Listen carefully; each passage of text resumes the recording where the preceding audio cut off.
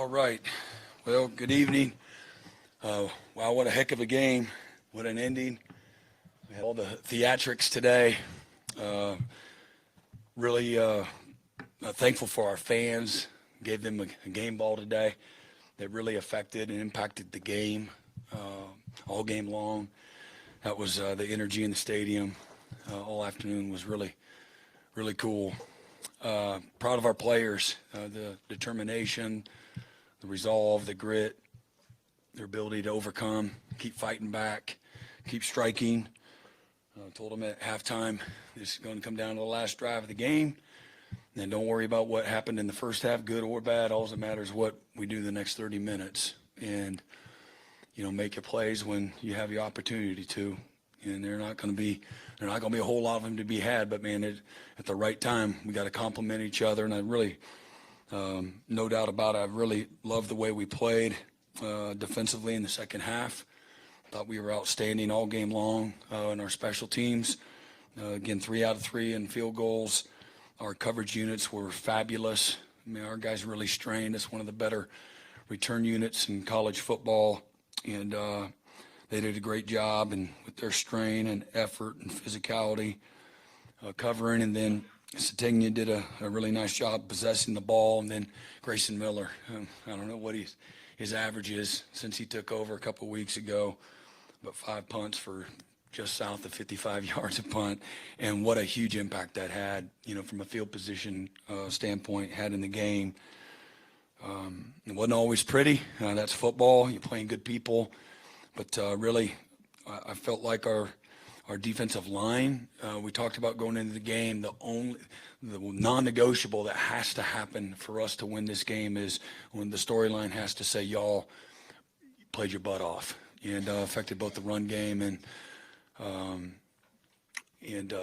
their ability to pass the ball. And I know they're not the only ones that were a part of that, but we had a record 10 sacks. And our Mason Thomas came off the bench and really impacted the game again. Man, we were a little leaky in coverage at times, or we knew they were really good, and some one-on-one opportunities wouldn't be ideal for anybody, but we got to play them better. We got to put them in better position. We got to put them in better calls. But really, in the second half, again, I don't know what they had, close to 40 yards maybe in the second half or so. But really excellent job. Everybody contributed. At least 6 guys caught passes, and but Grayson and Sandell, they were awesome. So with that, I'll open it up. Right, you mentioned the defensive line. It's something we talked a lot about with you in the offseason. Today kind of showed just how good that group can be. We really played, and I know the backers are a part of that. I'd be remiss if I didn't, mention them too. But we played in the second half with a really light box, and even though they still tried to, it was a one-score game, they're still trying to run the ball, and we continued to stop the run with a light box. Note to self. But they did their physicality, their ability to get off of blocks and knock people back was something else today. When they come back and your deep offense comes back and gets the go-ahead touchdown, talk about what you're thinking with your defense as they come back out. Well, first I was thinking, do we go down? You milk the clock out, and literally the analytics will tell you to do that. And I think there was maybe 5 minutes and some change on the clock, so no Jones score. I take the lead, but yeah, knowing that again, that's an offense that if we're doing what we should be doing, they're gonna take some time to go down the field. So make the quarterback hold it, and allow them to, if they need to dunk it a little bit, but again, just not like the first half where we. Even that late, maybe it's the second quarter, the one drive they had, or third quarter, the drive they had where they go down and score a touchdown. We had several opportunities there, but so really wanted our defensive line to really pin their ears back, and knew that all the run game was out of it. And so anyway, they did a wonderful job, and coaches, D-line coaches, Todd and Miguel had the guys ready with some things that we were doing up front to help those guys as well, 4 on their 5 or 6. So did a great job. Your offense sputtered, hit and miss all day until the last drive, and then it was really almost spotless. How do you feel about just the way they responded to the moment? Yeah, that's just, tells you a lot about who they are, who's in the huddle, Coach Arbuckle and the rest of the offensive coaches, to get our guys to put the drive together when we needed to at the most critical time of the game to go win the game, and they were able to do it. And, it really the toughness that takes to put everything else maybe that didn't go, our way like we would like it to put it behind and go put it together, get everybody on the same page down the field, man, it was something else. What does it say about our Mason that he was able to stay ready and focused for that second half? No, it says a lot. Probably not an easy thing to do. Never experienced it myself. Certainly have had players in that scenario. I think it's hard to get into the rhythm most of the time. I think, if you look at it any other way, I don't, there is something to that. So it says a lot about him, his skill set, his ability, and his maturity to stay, ready for the moment. Brent, what do you think of Jane Jackson today? Yeah, he was fantastic. I don't know what he has in his very young career. He may not have 2.5 sacks in his career so far. He's caused a lot of sacks, I know that, but man, he was so good. Played vertical all day, physical all day, unblocked, a lot, and really again affected the game, interior wise. And when you're really strong up the middle on your defense, man, you have a chance to become a great unit. Brent Satania's touchdown in the first half. Where'd that play come from, and how difficult is that to walk the line with the rule what it is this year? We didn't substitute. We were on the field. We asked the official if we're lined up, we're on the ball, everything's good and legal. So we weren't in a big hurry or anything like that. So yeah. Satania's stage as a whole. I'm sorry? Satania's stage as a whole. His day? Yeah. I thought he was fantastic. You've been bragging on him. He's a football player. The moment's never too big for him. Between kickoff returns and what he's able to do, catching some balls over the middle, the shots he takes, his durability, man, it's something else. He's not a huge guy. He's not small, but he's a smaller receiver compared to, some of the bigger ones that are out there. But he plays big, and he's got great toughness to him and excellent skill set. Was fantastic today. What'd you think of John tonight, first SEC game? It was great. Yeah, he led us to a win. Thought John was awesome, like he always is. So, have an opportunity to watch the tape and all those types of things. But man, he was. We were 4 out of 4 in the red zone. That last drive was, just fantastic. And he's 24 out of 36, just south of 300 yards passing, and had some huge runs in the last run there, obviously, on the quarterback run. And he got some really timely third downs with patience and with athletic ability and instincts. And then again, the go-ahead touchdown there. Brent, can you walk us through that Auburn final drive where you're calling the defense against your former quarterback and that fourth down play? That might be a storyline, but it wasn't, part of what we were thinking. And, it was, what do we need to do to help our guys and get pressure on this guy and get off the field? And how can we make him hold the ball? So, that's, you really kind of got scarred up during the day. That last drive prior to that, where they scored the touchdown, you're really scarred up, but you learn a lot through it too, things not to do for 100. But we got it right, at the right time. Thought the front and the back end, both, everybody, played in, were very cohesive. And, really good coverage helps the D-line, and a good pressure helps, the coverage both. Even as you rebuilt some parts of your roster and saw improvement in other parts, to have an SEC opener where, as you mentioned, things weren't always pretty, Yeah. it wasn't always perfect, But to win a game like today, is this something that you needed to see to just see what kind of resolve your bunch had? I think these are moments where you learn a lot about yourself. You certainly learn about the team, but everybody individually and then collectively, you learn a lot about yourself. You gain, even through the failure along the way, you gain some confidence, and some of the confidence is, we try to preach to our guys all the time. So many of them naturally just, they want to carry all this burden of pressure and having to be perfect, and that's a human nature in many ways. And you get into the arena, and for me, I got to do a great job of doing a lot of heavy lifting for them too. And then this is another example that you don't have to play perfect or have this amazing 4-quarter game. You just need to be good at the right moments. And you don't play quarterback by yourself. You don't play,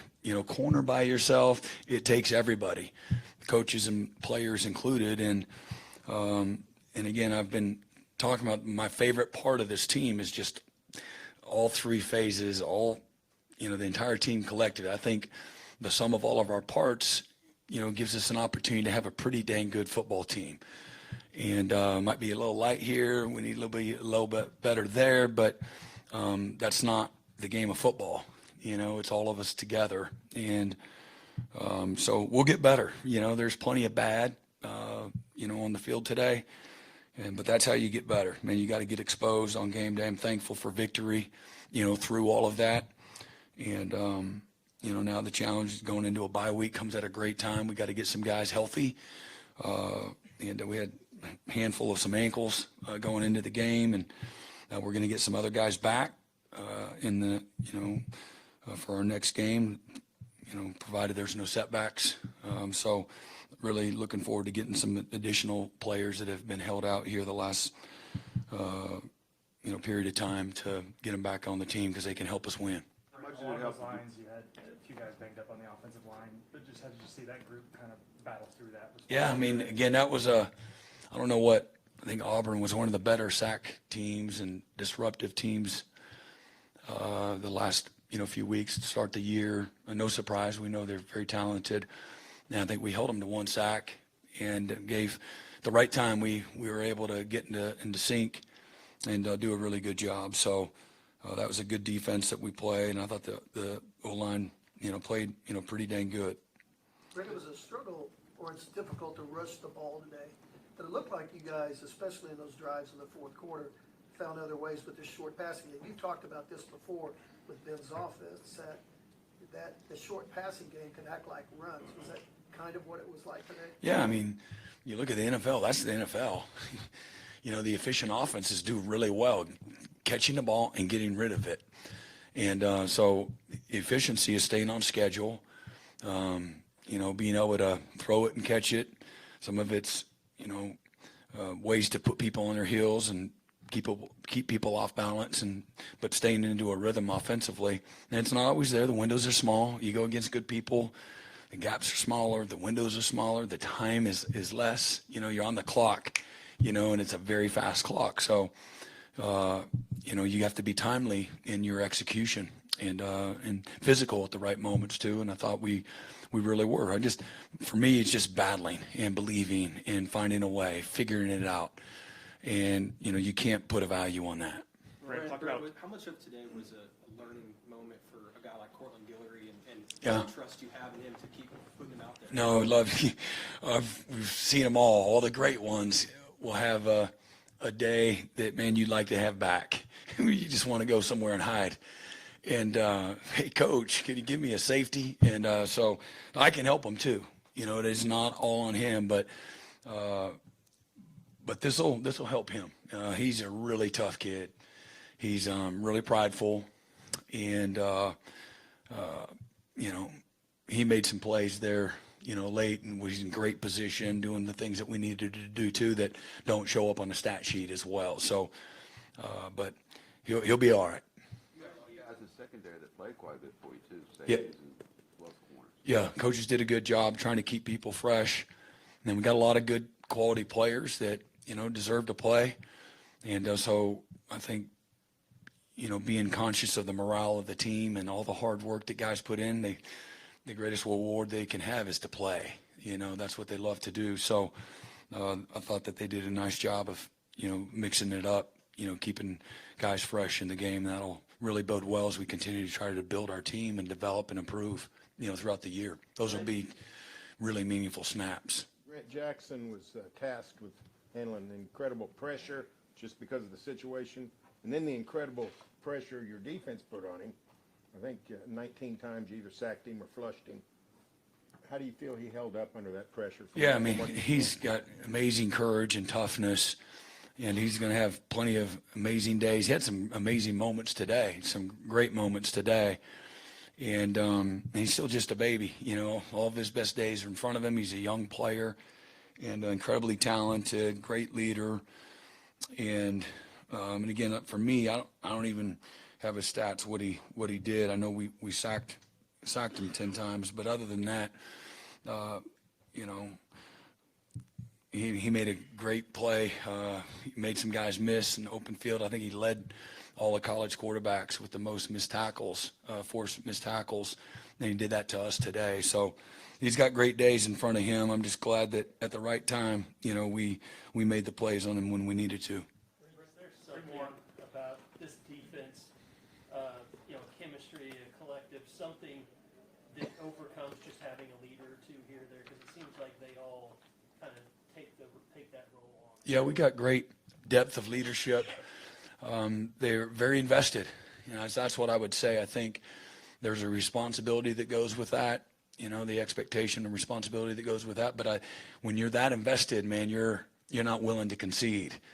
And we've got some really sharp guys that are really talented, and they know what it looks like. They know what it looks like.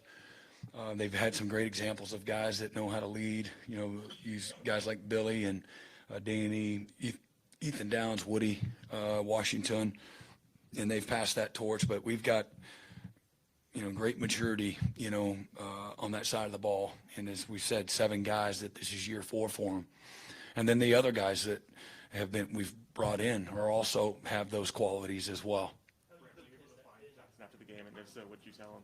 Yeah, I wasn't able to find him. I looked for him, but it gets pretty crazy down there. But the pick plays, are those just judgment calls by the officials? Yeah, I mean, What are you supposed to do them that you didn't do them right or whatever? What they say to you? well, they said that it was a pick on the second one. We caught it down the field. You can catch it behind the line of scrimmage. Don't feel like it was an intentional play. Certainly the first one, I think the DBs, they kind of ran into each other. But that's football too. We tell the DBs got to get on different levels when they get the tighter splits, so you don't get picked. But here's what it is. Okay, all right, appreciate it.